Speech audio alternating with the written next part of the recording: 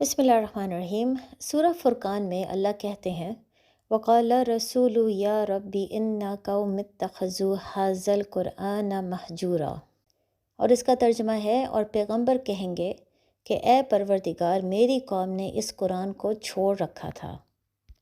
اب پچھلے ایپیسوڈ میں نے اللہ کے رنگ کو اپنانے کے بارے میں بات کی تھی، جس کا مطلب یہ ہے کہ توحید کو پریکٹس کرنا، توحید کو اپنی زندگی میں امپلیمنٹ کرنا بہت ضروری ہے۔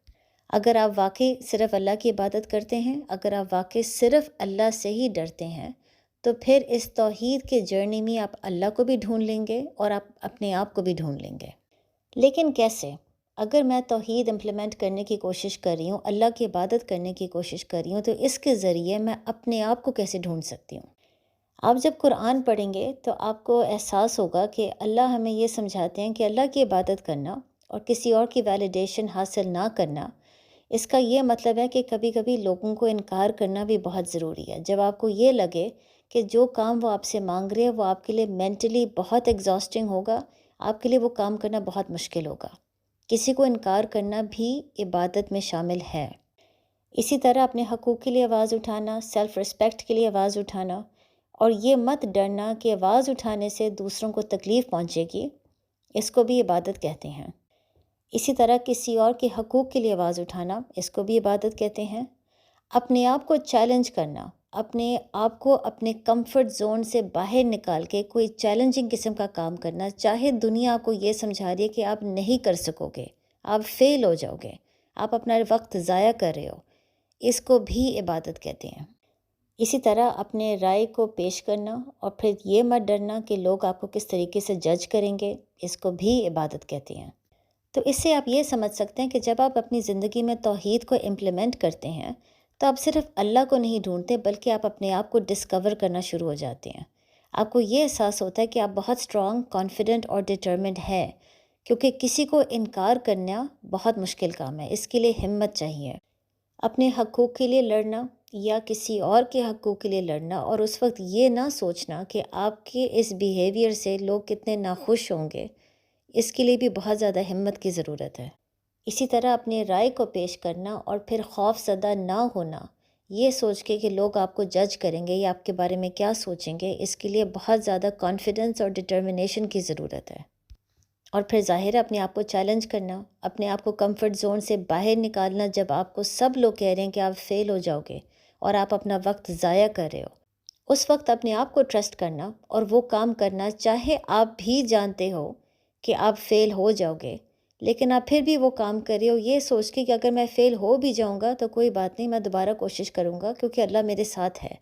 ان تمام چیزوں کے لیے ول پاور کی بہت زیادہ ضرورت ہے، اور یہ تمام چیزیں توحید میں شامل ہے، ان تمام چیزوں کو عبادت کہتے ہیں۔ تو اسی لیے جب آپ توحید کو واقعی اپنی زندگی میں امپلیمنٹ کرو گے تو اللہ کو بھی ڈھونڈ لو گے اور بلکہ اپنے آپ کو بھی ڈھونڈ لو گے۔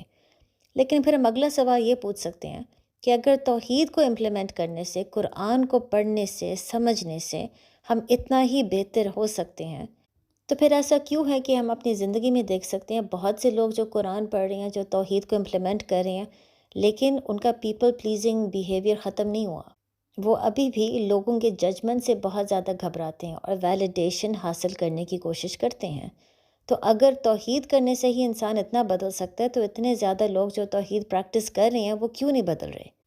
اور اس کا جواب بہت ہی آسان ہے، کیونکہ زیادہ تر لوگ جو یہ سمجھ رہے ہیں کہ وہ توحید کو پریکٹس کر رہے ہیں، وہ ایکچولی توحید کو پریکٹس کر ہی نہیں رہے۔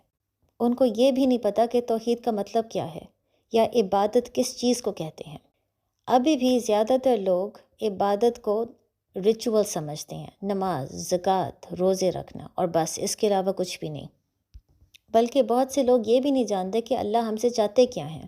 بہت سے لوگ ابھی بھی یہی سمجھتے ہیں کہ اللہ صرف یہ چاہتے ہیں کہ اللہ کی شریعت کو فالو کیا جائے، لیکن وہ یہ نہیں جانتے کہ اس کے علاوہ بھی اللہ ہم سے بہت کچھ مانگتا ہے۔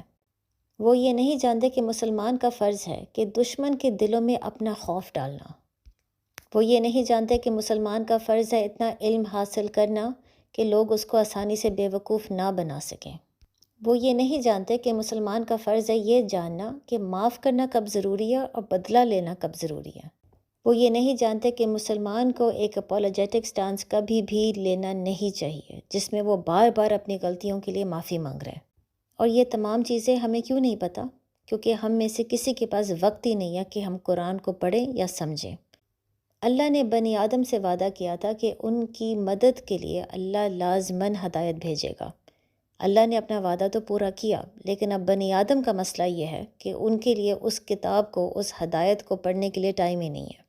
اور یہی بات اللہ ہمیں اس آیت میں سمجھا رہے ہیں کہ قیامت کے دن نبی محمد صلی اللہ علیہ وآلہ وسلم اپنی قوم کی شکایت کریں گے کہ اتنی خوبصورت کتاب ان کے پاس ہونے کے باوجود انہوں نے اس کو نگلیکٹ کیا، چھوڑ دیا، اگنور کیا، پڑھنے کے لیے ٹائم ہی نہیں تھا۔ شادیوں کے لیے وقت تھا، career, education, exams, family time, party, celebration, تمام چیزوں کے لیے وقت تھا۔ قرآن کے لیے ہمارے پاس وقت نہیں تھا۔ اور پھر یہی وجہ ہے کہ آج کل زیادہ تر لوگ اس امت میں ڈپریشن کا شکار ہیں، نہ وہ اللہ کو جانتے ہیں، نہ وہ اپنے آپ کو جانتے ہیں۔ اس لیے اب قرآن کی اسٹڈی کو مزید ڈیلے نہ کریں، آج ہی شروع کریں، اپنے آپ کو ڈسپلن کریں، روز اس کو اسٹڈی کرنے کی کوشش کریں تاکہ آپ اللہ کو بھی ڈھونڈ لیں اور بلکہ اپنے آپ کو بھی ڈھونڈ لیں، اور اسی کے ذریعے آپ کے دل میں بھی سکون آ جائے گا۔ ایسا نہ ہو کہ آپ ان لوگوں میں سے ہو جس کے بارے میں نبی محمد صلی اللہ علیہ وآلہ وسلم شکایت کریں گے قیامت کے دن۔ السلام علیکم۔